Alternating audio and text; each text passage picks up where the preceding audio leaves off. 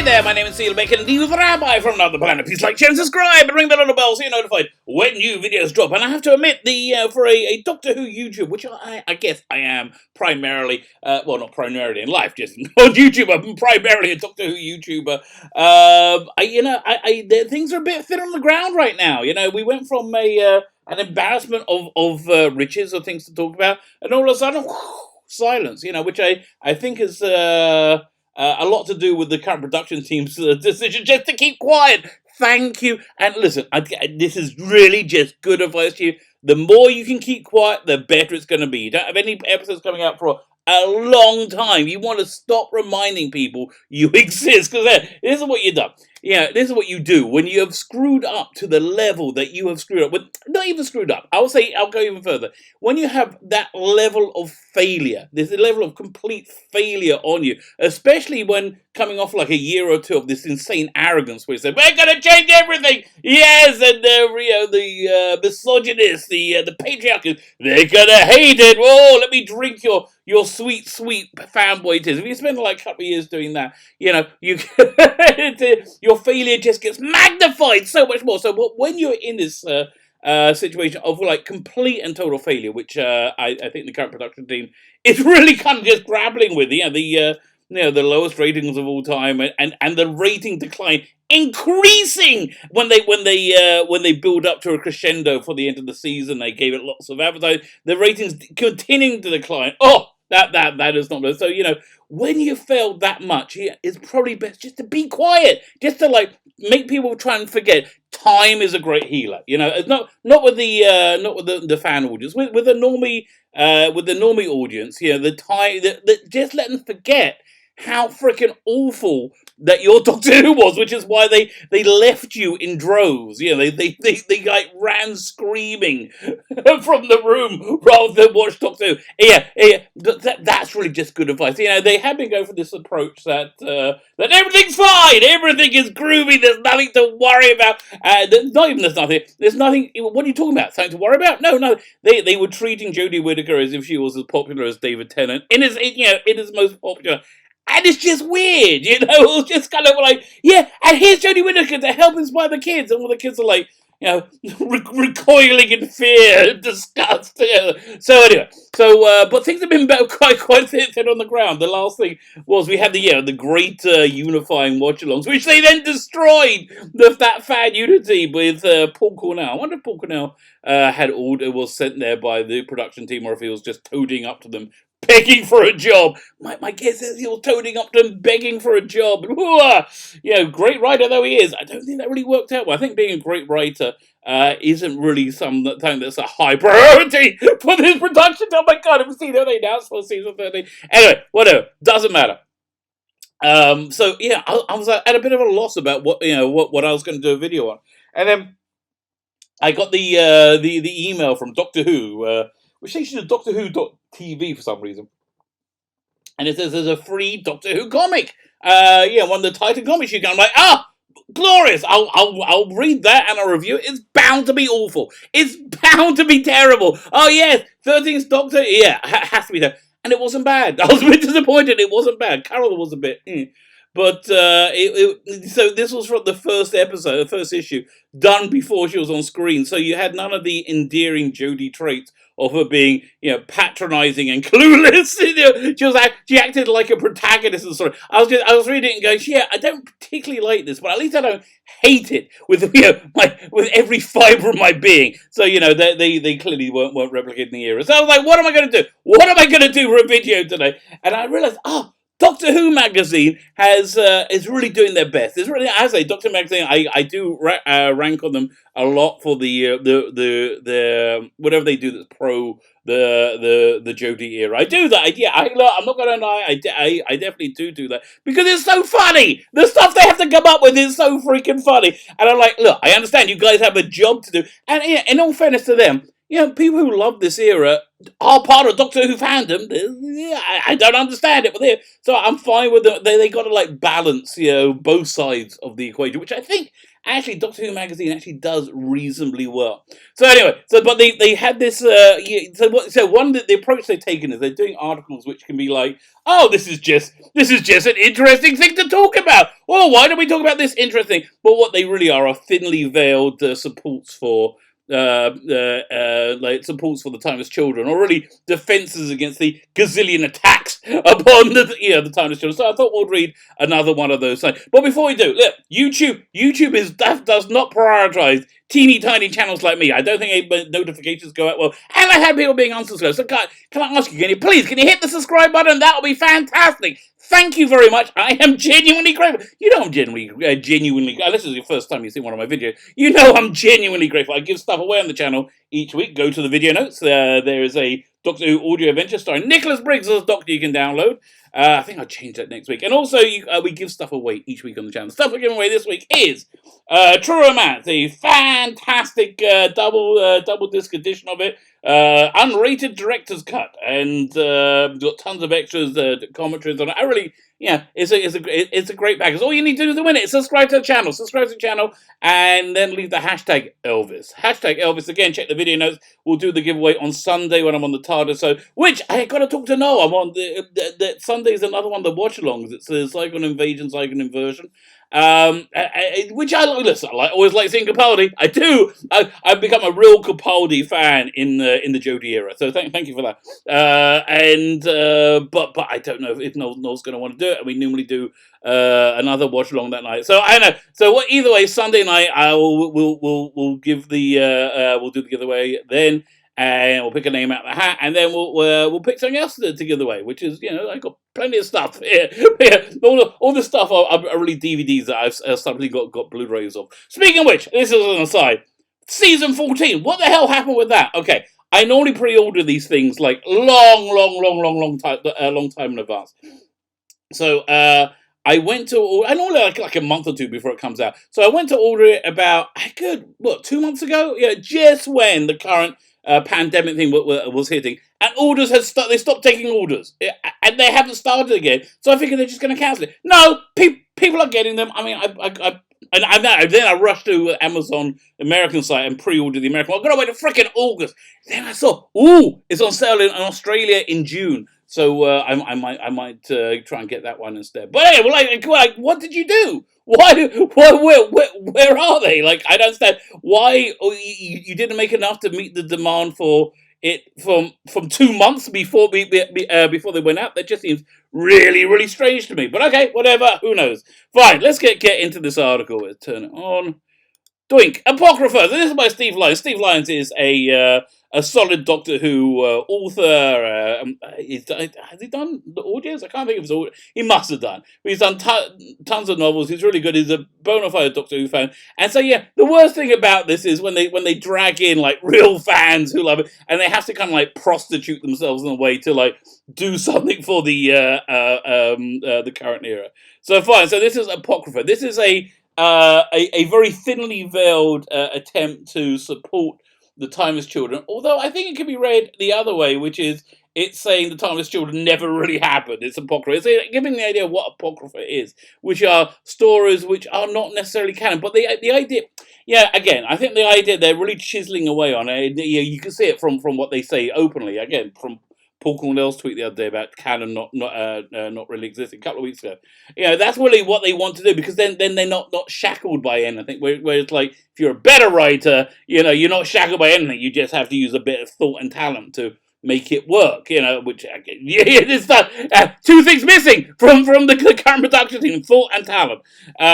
So they're putting this idea of apocrypha in, and I think by doing that, they're actually just saying, instead of legitimizing the Jodie era, they're delegitimizing it. So what they're doing, they're picking from, let me zoom in on it. They're talking about the story that was in this thing, which I remember getting when it came out. How do I zoom into this? I go, no. Okay, I'm zoomed in. Aha, there you go. So I remember getting this thing when it came out, the Radio Times 20th anniversary special. And it was really good. Well, the cover, self-destructed. And they had a short story in it, which I never read, but it had a very good illustration. I like the illustration, but I never read the short story. And this short story, if it's canon, it blows up canon, much like Timeless Children. So we're going to go over it, and I'm going to give you my thoughts on what makes something canon and what doesn't, which is a bit more ethereal than you might think. Fine. So this is Birth of a Renegade. So this was in this 20th anniversary Radio Times magazine. The Master teams up with the Sidemen to conquer Gallifrey. He also has some shocking news for his arch enemy. The Time Lords once erased some inconvenient facts from the Doctor's memory. Their history and the Doctor's own has been a lie, with a certain young girl at the heart of it. Okay, come on. Are you trying to tell me that this is not coming around to support the Timeless Children? Of course it is. They just described the time. Look, see, it's not so different. All those old Doctor Who fans, they're just being silly willies. Here's silly willy woo woos. No, we're not. Okay, let's. But that's why this article exists. And look, Steve, I understand you've got to make a living. It's fair enough. I haven't, but I can't. We're gonna have to take the piss out of you. What? You don't giving us any choice, mate. I'm sorry. We're just gonna have to do it. When Doctor Who turned 20 in 1983, the occasion was marked by a pair of special stories, both revisiting the Doctor's past on Gallifrey. One pitted him against old enemies. Both pitted against old enemies. Both reunited him with with his first traveling companion. Birth of a Renegade was first of these stories. This is not okay. The legitimacy of this story is the same as the legitimacy of the stories that are in Doctor Who Annual from 1978. No, nobody cares. No, which again, it ties into what makes that canon and what doesn't. So you gotta hang around to the end to hear my closing thesis. The Birth of Renegade was the first of these stories released in the run-up to the main TV event, The Five Doctors, which was a lot of fun. I don't know, Five Doctors is really, I think, when John Nathan Turner should have left. That was him leaving on a high. He would have had a much more glittering career, and what happened to him wouldn't never happen. Maybe stay on another year, but certainly when Ben Davison left, he should have left. But what can he do? Listen, he was doing well. They didn't give him any other jobs. The Doctor answered a distress call from a remote sector of space. He lands aboard a drifting battle cruiser, which turns out to be a disguised TARDIS. I think I did read this now. The Master has lured him here, and his cyber allies close the trap. They have another prisoner about whom the Master knows something the Doctor does not. Okay, he knows who Susan really is. I say, look. This seems to me, this was written by Eric Saywood, who was the script editor at the time, when they were still on very, very good terms, him and John Nathan Turner. This is as legitimate as it gets without being broadcast. And you see, it really does pull the rug out from what we think is canon, which again is the point of this article. But again, no. This was never canon. This was just a pleasant diversion. He knows who Susan really is. He leads with the claim that, despite all previous evidence, she isn't the Doctor's granddaughter. The Doctor confirms that after fleeing. Oh, where'd he go? After fleeing.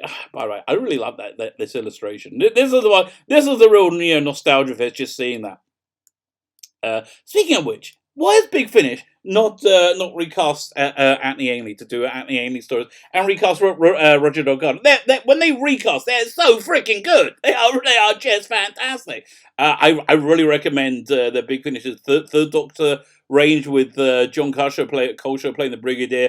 It is perfect. It is a perfect rendition of the Brigadier, and it's a performance rather than impression, which really, really makes it work. Okay, after fleeing, I quit off on the title. After fleeing Gallifrey, he found a stranger hiding inside his TARDIS. TARDIS. Being an old man at the time, he became the grandfather to her. See, that's weird. That's a bit weird, Oh, look, I just met a young girl while I've stolen this vehicle, so I'm just gonna be your grandfather now. Nothing creepy about that. the most surprising thing about this revelation is how unsurprising it was. I'm pretty surprised. Okay, right now I'm pretty surprised. In the 1980s, the prevailing view of Doctor Who fandom and its producer John Nathan Turner was the Doctor was entirely asexual being. Yeah, that's fair enough. When they cast the younger Peter Davison, they then clothed the companions, Tegan and Nissa, like from from neck to toe. Yeah, the plunging necklines vanished, the short skirts vanished. Yeah, it was they basically put them in space burqas, both of them, because John Nathan Turner said there was no hanky panky in the TARDIS. They didn't want any sexuality at all. Which I guess when. When he cast Colin Baker, he was like, "Fine, let's get Nicola Bryant and spray some spandex on her." Which listen, as a young boy at the time, I appreciated a lot. Yeah, I often think if I ever meet Nicola Bryant, I just might explode in like in a ball of jism, because that was a lot of that when she was around when I was a young boy.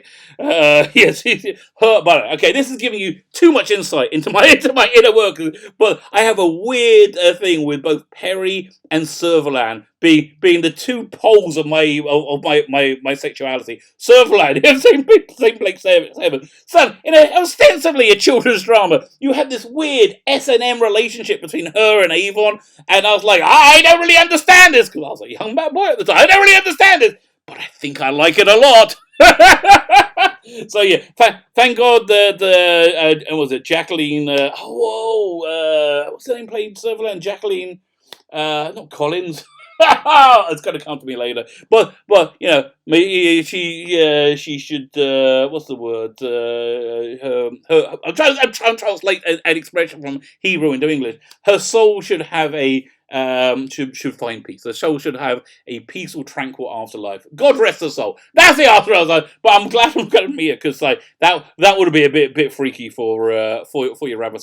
Okay, so now we've gone on this interesting cul-de-sac tour of my of the deepest, darkest part of my early sexuality. Let's go forward. See, this is why I like YouTube. You never freaking know what is going to happen. Birth of Renegade accounts for Susan's existence while freeing the Doctor from the burden from having procreated. Freeing the Doctor from nor would it be the only story to do so. That is true. That is true. There are many apocryphal stories. Doink, next page. There we go. Lungbarrow, yes, go Lungbarrow's the one they always want to wheel out. Okay, Lungbarrow is very different from the Timeless Children. For many reasons. But I'm going to give you the most important reason and the least definable reason. The most important reason is it was good. It was good. Whereas the Timeless Children was bad. And again, I understand you can't quantify that. You can't. That's not something measurable. But it is measurable. You can measure the audience response. But it's not something quantifiable. But it's just really the fact. I think that's really going to be my central thesis, that it has to be good, and I'll explain why as we go forward. 1997 novel by Mark Platt pursued was an agenda to a very different conclusion. Indeed, accounts of Susan's origins in various media often contradict each other.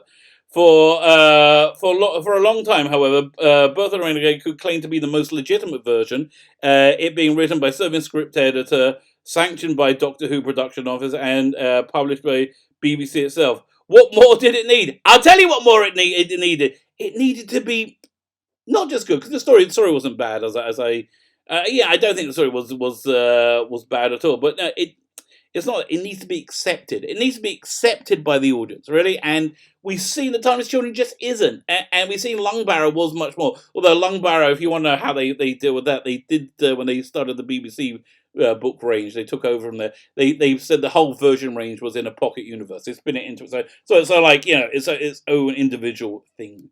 Okay, what more do we need? So with all that in mind, here's what we learned about Susan in 1983. Her real name is Lady Larn. Not anymore. Might have been them. Not anymore. She's the only living descendant of Rassilon, the Time Lord's near legendary founder. Well, not Tecta Un. Really, that somehow that she hasn't managed to get get was it traction as the founder of Timeless Society, the Timeless legendary founder. She was brought up by an adoptive father, Counselor Brolin. I must have read this. I remember that. Okay, so I must have read it when she was 7 years old. When she was 7 years old, Gallifrey students rebelled against a despotic president. So this, I think, must be riffing on Tiananmen Square when this was very big at that time. Was it before? It was in the 80s. It might have been before. It might have been after. So it can't be about that. But Tiananmen Square was a student revolution in China, which was then subsequently crushed, and the memory of it erased forever. So there you go. So sometimes the bad guys do win.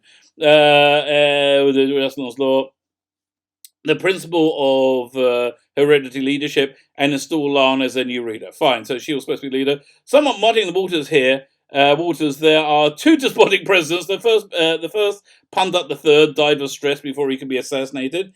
His name is he named his most evil disciple, Counselor Slan, as his replacement. Okay, when you get things like Counselor Slan with two N's, you're just in deep apocrypha territory. It's like the alternative history of the Daleks from the Dalek comic strip. Lots of fun, but yeah, that's not canon at because again. Who do you need for canon? You need everybody to agree this is canon, and for us, everybody to agree it's canon. Or at least the vast majority to agree is canon. It has to be accepted by canon, and for it to be accepted by canon, something really important. It needs to be good. It needs to be good enough that people will want to see it, want to know it, want to read it, which this wasn't. This was like an afterthought. Like again, the 1977 Doctor Who annual stories. They are afterthoughts. They are apocrypha. They are not canon. But for it to become, if they did one that was so incredibly good, it can become canon. I'll give you a great example. The Blink. Perhaps one of the most liked Doctor Who episodes was originally a story in a Doctor Who annual, and it was a very very popular one and a very very good one. And because it was popular, it then bled through into production. They did a TV version of it. Although Sally Sparrow was it in her 20s in the TV one in the Doctor Who annual, or was it on Storybook? I can't remember what it was in. Yeah, she was much younger. She was like 12. Yeah, but on TV she was older. But again, yeah, okay. I think we also saw something with Human Nature in the book and TV. It has to be popular. It has to be popular to be regarded as a canon. And when something really is popular and it's outside the TV, and there is this like strange porous wall between medias, as it was and there is now. The things that are popular will end up on TV as canon, but the inverse is true. And I don't think we've ever seen it before. That things things that are deeply unpopular on TV become decanonized. The Doctor being half human on his mother's side, for example, they become decanonized, and so this is, I think, the deep unpopularity of the Times of Children marks it as apocrypha, which is strange. We never had a televised adventure as apocrypha rather than as canon, which is weird. Which I think this article, I'm not sure if it's intending to say it, but it actually is saying it. Fine. Let's finish the article. The account of Slan, he was killed by the Master, who turned out to be behind the whole coup, though citing surprisingly sincere reasons. The students, alas, were less prepared than the Master imagined. The coup was crushed by the Citadel guards. Okay, this is exactly like Tiananmen Square. A period of bloody reprisals, reprisals, bro, not reprisals. Bloody reprisals followed, during which the Master and the Doctor and Lion all separately decided to leave their home world. The Doctor's part in these events was minimal. The students tried to recruit him to the cause, but as always, the Master sneers. You proved indecisive. As a respected engineer, he wasn't killed. Only his memories were wiped. Nor did the new regime wish to murder a child. So Lady Larn was allowed to escape. Was she allowed to escape with her memories? I have no idea. A lot has changed since then. Since this story was written, Doctor is no longer to acknowledge the one-time family. Although we've yet to meet any natural born children. That is true. Okay. Much has been said about his departure from Gallifrey, without President pundits or slander ever been mentioned, because it never happened. It's not real. It's apocrypha. That's your point for your article. Ever been mentioned, and that certainly looks like Susan being ushered in the TARDIS by the first Doctor in the name of the Doctor, which also is another. I think name of the Doctor is another, which directly contradicts the whole Timeless Children, saying that this is the Doctor's timeline. This is the entire timeline, and no sign of the United Colours of Benetton at the beginning of the timeline, which they really wanted to say. So we must take Bertha and Renegade with a pinch of salt, unless of course the Marcher has a grander scheme in mind. On this occasion, not being entirely truthful. So what is Steve Lyons doing? I think he's firstly he's doing a job. He's being paid to write something. He's being paid to write something for Doctor Who magazine, which supports which doesn't support the Timeless Children, but it gives some kind of like succor. It gives some kind of like some reassurance to people who really want the Timeless Children not to be rejected totally. I'm sorry, mate. It's gonna be rejected totally. There's too few of you. To make it viable. The people who like the Revolution of Timeless Children represent a small segment of fandom. And I'm sorry. And the more Jodie Whittaker shows her face, I was saying at the beginning, more the production team puts her out there, the more people in fandom on my side of the fence are gonna like make noise about it, and they're gonna remind the Normans how hated she is. So again, just when you screwed up to the level you screwed up, it's best to keep quiet. So thank you very much, Doctor Who Magazine, for giving me another thing for you to report on. Long may it continue. My name is Sheila Beck, and the Rabbi from another planet. Like, share, subscribe, ring the little bell so you're notified when new videos drop, and have yourself a fantastic day.